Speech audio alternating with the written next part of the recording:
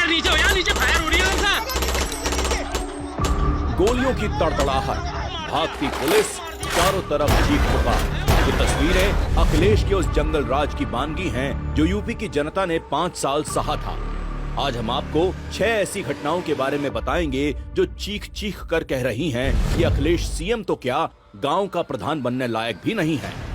मथुरा का राम वृक्ष कांड। 2 जून 2016 अखिलेश सरकार के संरक्षण में पल रहा कलयुगी कंस राम वृक्ष यादव ने इस दिन पुलिस वालों के खून से मथुरा की पावन भूमि को रक्त रंजित कर दिया था।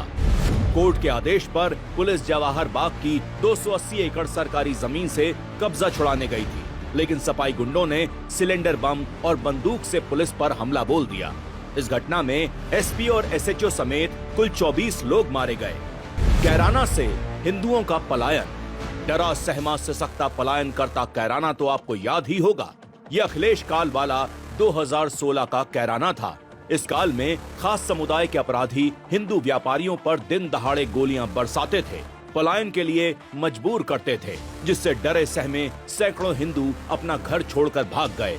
हिंदुओं के घरों में सिर्फ ये 4 शब्द लेके होते थे, ये मकान बिकाऊ है। हिंदू बिलख रहे थे और तुष्टीकरण में अंधा गूंगा और बहरा बना अखिलेश सिर्फ तमाशा देख रहा था। पत्रकार को जिंदा जला हत्या। जून 2015 इस तारीख को शाहजहांपुर के पत्रकार जगेंद्र सिंह को जिंदा जलाकर हत्या कर दी गई थी। पत्रकार की गलती सिर्फ इतनी थी कि उसने सपा मंत्री राममूर्ति वर्मा की काली कमाई और अपराधों को उजागर कर दिया था, जिससे बौखलाए राममूर्ति वर्मा ने पत्रकार को जिंदा जलवा दिया था। इसका खुलासा पत्रकार जगेंद्र सिंह ने खुद मरने से पहले मैजिस्ट्रेट के सामने किया था। मुजफ्फरनगर दंगा। 2013 का मुजफ्फरनगर दंगा तो याद ही होगा। बेटियों की चीख और माओं की चित्कार तो कानों में गूंजी ही होगी। बेवाओं की सूनी मांग और नालियों में बहता खून तो देखा ही होगा। जब मुजफ्फरनगर में मासूमों का कत्लेआम हो रहा था, तब लाल टोपी वाला सत्ताधीश सैफई में फिल्मी सितारों का नाच गाना देख रहा था।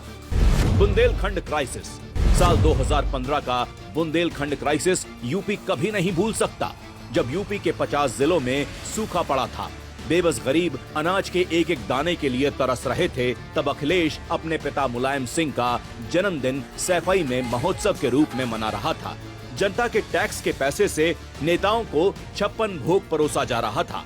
सूखे की मार झेल रहे किसानों की चित्कार जब इन समाजघातियों के कानों में पड़ी तो 23 और 28 रुपए के चेक देकर उनकी मजबूरी का मजाक उड़ाया था।